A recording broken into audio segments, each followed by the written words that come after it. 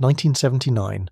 A factory floor in Warren, Michigan, just north of Detroit. A vehicle rolls out of a steel-walled assembly bay. It sits on a commercial truck chassis. It is painted flat olive green. 4 armed men could stand inside it without bending their necks. From a distance of 30 meters, you would not know it was armored. You might think it belonged outside a bank. You might think it was delivering mail. It looked ordinary.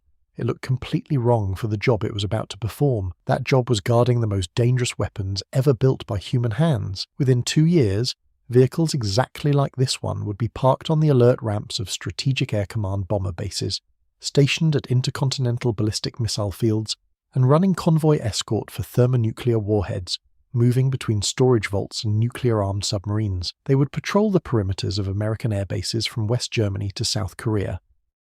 They would stand watch over enough nuclear firepower to end civilization, and they would do it in a vehicle built on a shortened Dodge pickup truck, at a unit cost of $30,000 each. It looked like a police van. The Air Force called it the Peacekeeper. Its full name was the Cadillac Gage Ranger, and it was the most strategically important expendable vehicle the Cold War ever produced. To understand why the Ranger existed, you need to understand the problem the United States Air Force faced in the mid-1970s. The Cold War had entered a new and dangerous phase. Soviet military doctrine had spent the previous decade developing the concept of special forces teams inserted deep behind enemy lines to destroy command infrastructure before a full-scale conventional attack could begin. American defense planners read those Soviet field manuals. What they read alarmed them.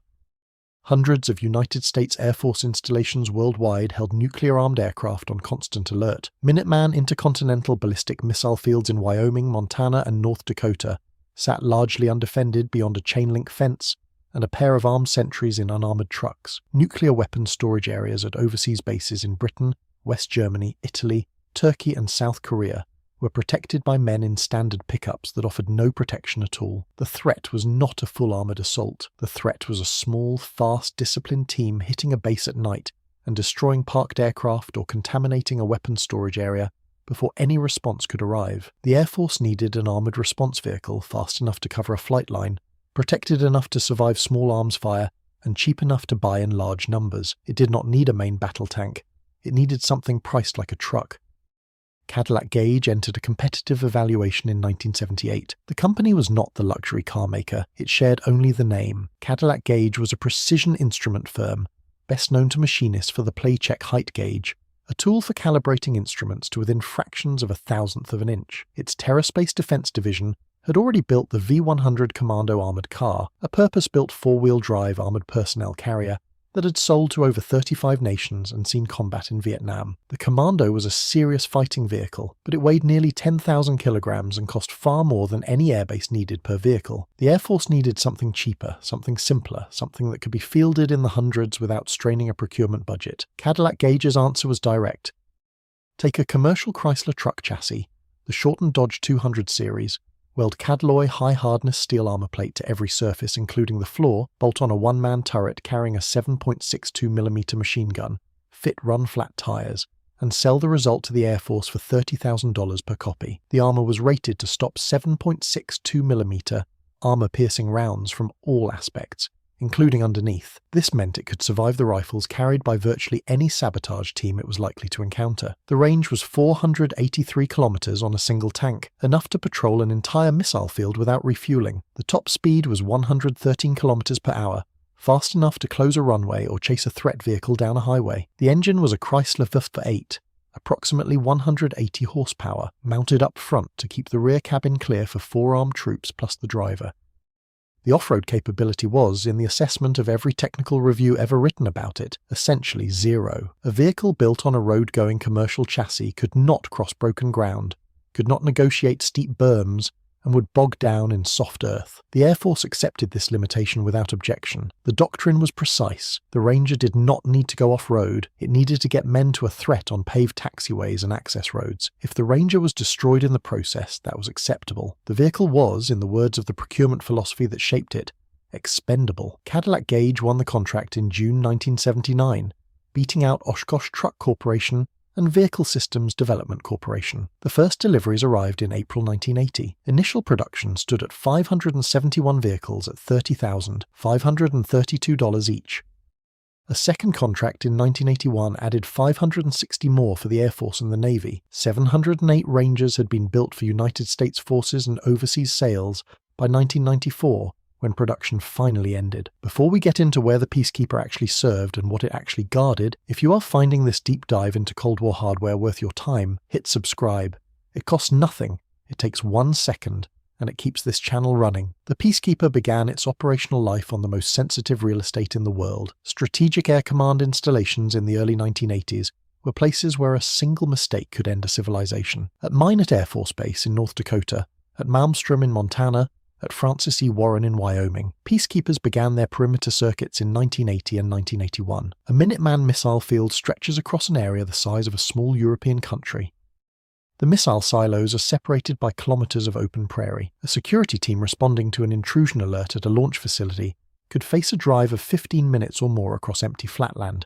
With no cover and no reinforcement, the Peacekeeper changed that calculation. It could reach any silo on any field in a fraction of the time a standard pickup could manage, and it would arrive with 4 armed troops behind steel that no rifle could penetrate. The second mission was more sensitive still. At Naval Submarine Base Kings Bay in Georgia, and at Naval Base Kitsap at Bangor in Washington State, United States Marine Corps security battalions ran convoy escort for Trident D5 submarine-launched ballistic missile warheads, moving between the weapons storage areas and the submarines at the dock. These convoys moved at night on public roads, under absolute secrecy, carrying warheads, each carrying yields measured in the hundreds of kilotons. Peacekeepers were the armed escort. If a convoy was interdicted, the Peacekeeper's job was to hold the threat off long enough for reinforcement to arrive, and for the nuclear material to be secured. No such interdiction ever occurred. The vehicles never had to fire in anger, but the threat was assessed as real. The mission was real, and the Peacekeeper was the answer the United States government chose. Overseas, Peacekeepers stood guard at American air bases across the width of the Cold War's front lines, at Ramstein in West Germany, at Royal Air Force Lakenheath in England, at Osan and Kunsan in South Korea, at Kadena on Okinawa, at Incirlik in Turkey, at Aviano in Italy. Peacekeepers ran security patrols on flight lines, where nuclear-armed aircraft sat on alert around the clock, every hour of every day, for decade after decade. They were there not to fight conventional battles, but to deter, delay, and defeat any ground attack long enough for alert aircraft to scramble or for weapons to be disabled and secured. The vehicle's only documented deployment into an active conflict zone came in 1996. A small number of Air Force Security Forces peacekeepers deployed to Bosnia in support of the Implementation Force, the multinational operation charged with enforcing the Dayton Peace Agreement. After the wars of the previous 4 years, the role was airbase security and force protection. The vehicles patrolled perimeters and ran access control at the NATO airhead. They did not engage hostile forces. According to multiple published sources, it is the only time the Peacekeeper is known to have operated in a declared military conflict. Foreign military sales were limited. Luxembourg acquired 5 vehicles in 1981, making it the first export customer. Indonesia acquired 20 vehicles in 1994 for the Pas Pampres, the Indonesian Presidential Security Guard, for use protecting the head of state and for internal security mobilization in the capital. These are the confirmed foreign military operators. The Philippines is listed in some secondary sources, but no unit, quantity, or delivery date has ever been established, and that claim should be treated as unverified. After retirement from Air Force service in the late 1990s, the Ranger did not disappear. It entered a second life under the Department of Defense Law Enforcement Support Office program, redistributed to American police and sheriff departments across the country. Departments in Anaheim, Sacramento, and Burbank received vehicles. Sheriff's offices in Cobb County in Georgia, San Bernardino County in California, and Becker County in Minnesota received vehicles. The Anaheim Police Department operated its 1989 example for approximately 31 years before retiring it in February of 2020, the vehicle having outlasted 3 full generations of police equipment around it.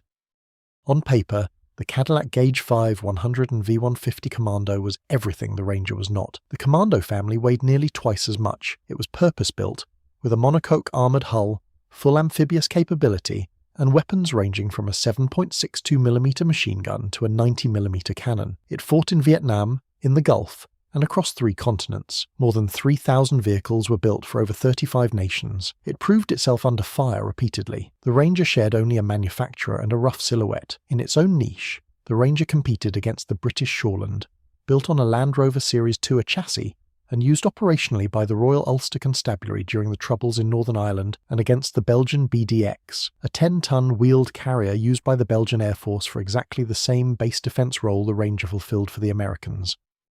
The Shoreland was lighter and narrower and had fought real engagements. The Ranger was faster on a highway and offered a larger crew compartment. What the Ranger offered that none of its competitors could match was the price, $30,000 per unit in 1980, a credible deterrent against any small arms threat. A vehicle any security forces squadron could operate, maintain, and when necessary walk away from. The strangest chapter in the Ranger's history belongs not to a battlefield but to a courtroom. In July 1996, the collections chief at the National Museum of the United States Air Force at Wright-Patterson Air Force Base in Ohio convinced his superiors that the museum's original 1980 production Peacekeeper had been requisitioned by another facility. He then drove it off the base. He displayed it openly at military vehicle conventions in Tennessee and Pennsylvania in 1997 and 1998. He sold it for $18,000. The buyer sold it to the Eastern Band of Cherokee Indians for $38,000. A federal grand jury indicted him in February 2003. He was convicted in August 2004 and sentenced to 12 months in federal prison, 3 years of supervised release, and $29,000 in restitution. The vehicle was eventually recovered. 1979. A factory floor in Warren, Michigan. A vehicle built on a commercial truck chassis, armored with welded steel plate painted flat olive green, rolls out of an assembly bay and into 2 decades of the most sensitive service the Cold War ever demanded of a wheeled vehicle. It had no amphibious capability. Its off-road performance was rated at essentially 0. Its original foam-filled tyres melted at sustained highway speeds and had to be replaced across the entire fleet. It was outgunned by every purpose-built armoured car of its generation.